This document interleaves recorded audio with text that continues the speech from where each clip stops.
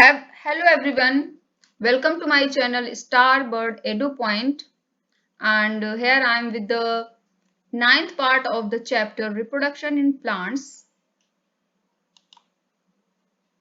So topics to be covered in this video, we are just going to discuss only one topic, germination of seeds.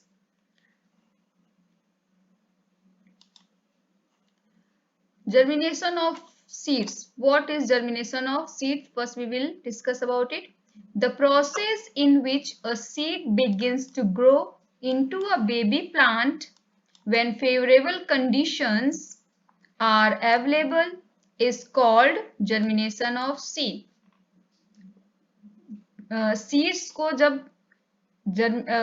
Favourable conditions यानी कि enough amount of moisture and warmth जब मिल जाता है तो ये grow करना शुरू करता है।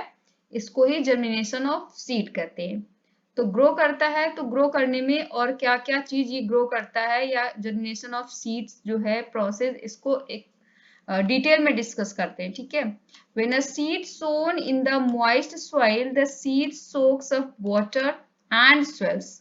ठीक है, जब सॉइल में इसको शो कर देते हैं यानी बो देते हैं बीज को, तो ये क्या करता है, उस सॉइल में से जो मॉइस्चर होता है उसको अब्सॉर्ब करता है और उस मॉइस्चर की वजह से ये क्या करता है, स्वेल करता जाता है। ठीक है, और जो अमाउंट होता है वाटर का उसके आसपास उसको भी वो एब्सॉर्ब करता है, तो ये क्या स्वेल करता जाता है, फूलता जाता है। The seed code splits open, जो सीड कोड ऊपर का होता है ये स्प्लिट हो जाता है। ठीक है, और ये यहाँ से बस्ट होके एक तरह से हटने लग जाता है। ठीक है, the radical grow first and moves into the soil forming the new root system.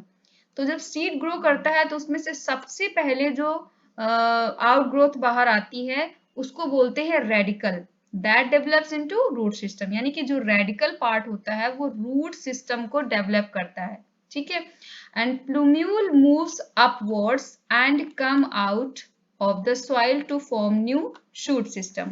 Okay, तो जो प्लूम्यूल पार्ट होता है, ठीक है, रेडिकल के बाद में प्लूम्यूल ग्रो करता है और वो सॉइल से ऊपर आता है। यानी कि ये क्या करता है, ये शूट सिस्टम को डेवलप करता है। Shoot system is consist of stem, branches, leaves, flowers, fruits, ये आपका शूट सिस्टम में आता है। और जो रूट सिस्टम होता है उसमें रूट्स होती है, ब्रांच रूट्स हो सकती हैं आपकी। आपको पता है कि दो तरह की रूट्स होती हैं, टैप रूट और फाइब्रस रूट। तो उसमें ब्रांचेस वगैरह जो होती हैं वो सारा रूट सिस्टम में आता है। ओके, तो plumule develops into shoot system and radicle develops into root system.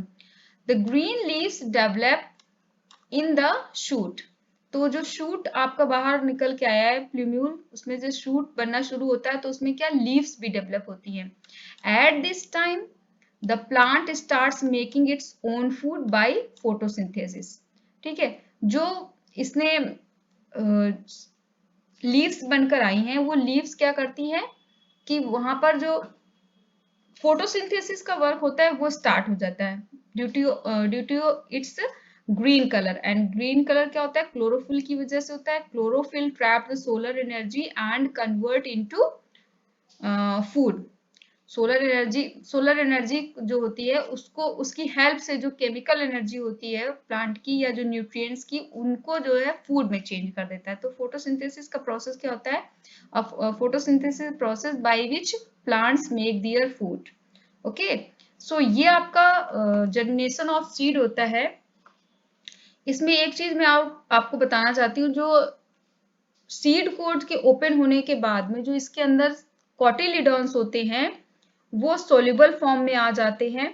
ठीक है, और वो जो ग्रोइंग प्लांट है उसके लिए फूड की तरह वर्क करते हैं। यानी कि growing plant take foods from the cotyledons. Okay, cotyledons, when it soaks water, when seed soaks water, cotyledon convert into soluble form and this is taken by the a growing plant, growing baby plant, okay, as a food. ठीक है, जो cotyledons होते हैं वो soluble form में आके food के रूप में चेंज हो जाते हैं, जो ग्रोइंग प्लांट इसको यूज करता है। लेकिन जैसे ही इसमें लीव्स डेवलप हो जाती हैं तो फोटोसिंथेसिस के थ्रू इसका फूड बनने लग जाता है और एक इंडिविजुअल प्लांट ग्रो करके पूरा डेवलप ट्री में चेंज हो जाता है, ठीक है।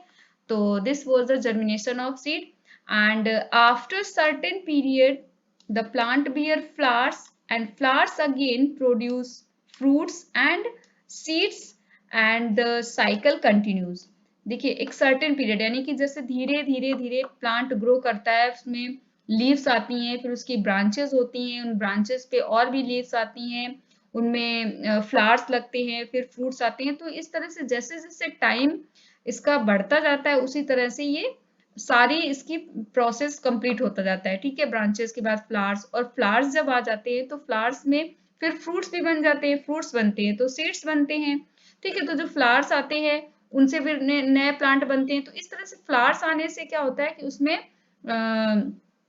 फिर से रिप्रोडक्शन का वर्क चालू हो जाता है। तो इस तरह से पूरा फ्रूट्स और सीड्स के बनने के बाद में एक तरह से लाइफ साइकिल जो है इस तरह से एक प्लांट की कंप्लीट होती है। लेकिन जो फ्लावर्स बने हैं, जो सीड्स बने हैं, फ्रूट्स बने हैं, उनसे क्या होता है एक न्यू जनरेशन की शुरुआत हो जाती है। इस तरह से एक साइकिल जो है कंटिन्यू रहती है, यानी कि एक प्लांट अगर रिप्रोडक्शन करके न्यू प्लांट्स को बर्थ देता है या उसकी वजह से उसमें जो न्यू प्लांट बन के आते हैं उस वो फिर डेवलप होकर फिर एक न्यू प्लांट को जन्म देता है। इस तरह से ये साइकिल कंटिन्यू करती है, ठीक है। तो let's see diagram related to this topic. This is the topic of this is the diagram of germination of seed, simple diagram. So यहाँ पर आप देख सकते हैं कि this is the seed, first it has grown a radical, grown a outgrowth that is known as radical। जो यहाँ देख रहे हैं आप, इसमें से नीचे की तरफ आउटग्रोथ आई है और पहले ही ये सबसे पहले निकलता है, इसको बोलते हैं radicle, that develop into root system. Okay, after that plumule बाहर आता है, ठीक है। इस तरह से जो पार्ट आता है जो ऊपर की तरफ को बढ़ता है, जो रेडिकल पार्ट होता है वो नीचे की तरफ को बढ़ता है, ठीक है, और ये प्लूम्यूल पार्ट ऊपर की तरफ को बढ़ता है। तो इसमें आप देखिए, इसमें आप ये ग्रीन कलर का पार्ट देख रहे हो, तो ये जो है एक तरह से लीव्स डेवलप हो रही हैं। तो ये प्लूम्यूल पार्ट क्या करता है, सूट सिस्टम को डेवलप करता है, ठीक है। जैसे जैसे टाइम बीतता है इसकी रूट सिस्टम और भी इसका पूरा बनता जाता है। अच्छा, रूट सिस्टम अगर आप कहें कि ये रेडिकल पार्ट है, इससे रूट सिस्टम कैसे बना, तो एक धीरे धीरे यहाँ पर आप इस प्रोसेस को समझ सकते हैं जो धीरे धीरे डेवलप हो रहा है।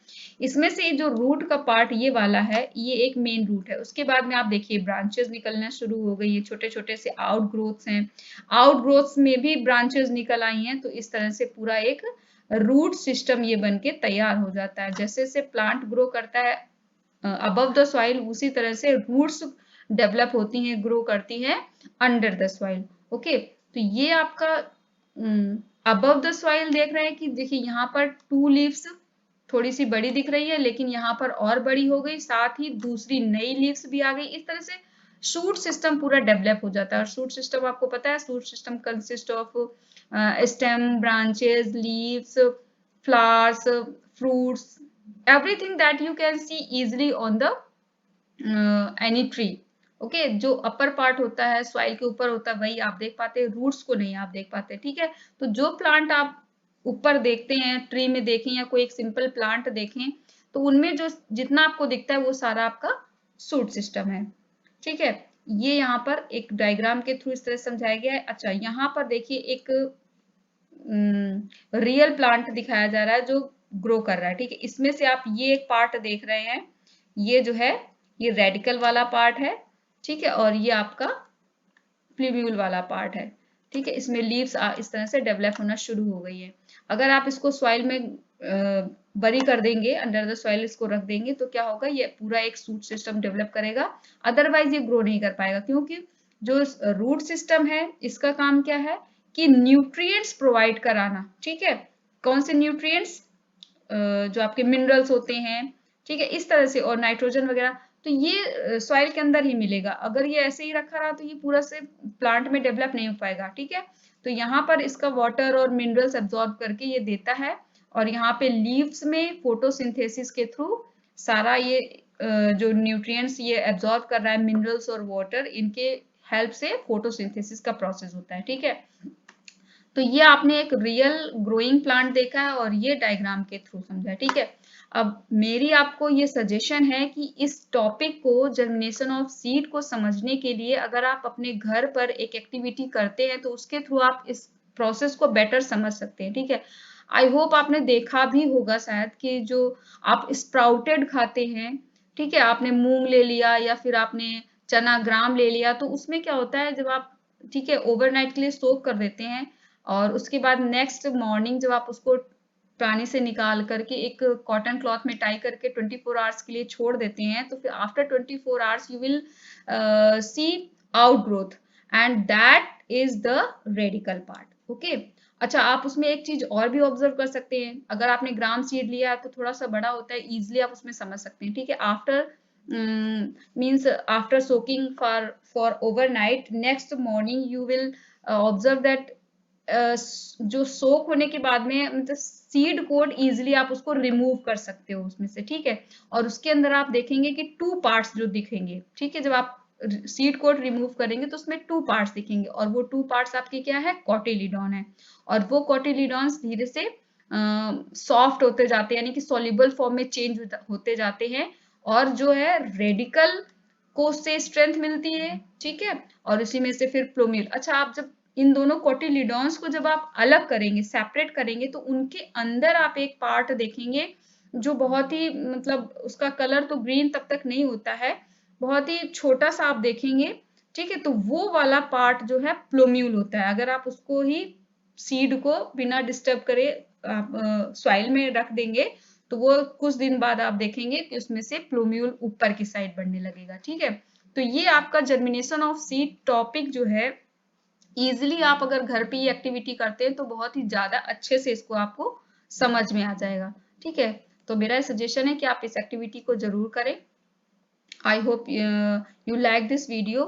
This was the last topic of the chapter reproduction in plants. By this topic, with this topic, chapter is completed now. So we will meet in next video with a new chapter. Till then, be safe, be at home, and be happy. Bye bye.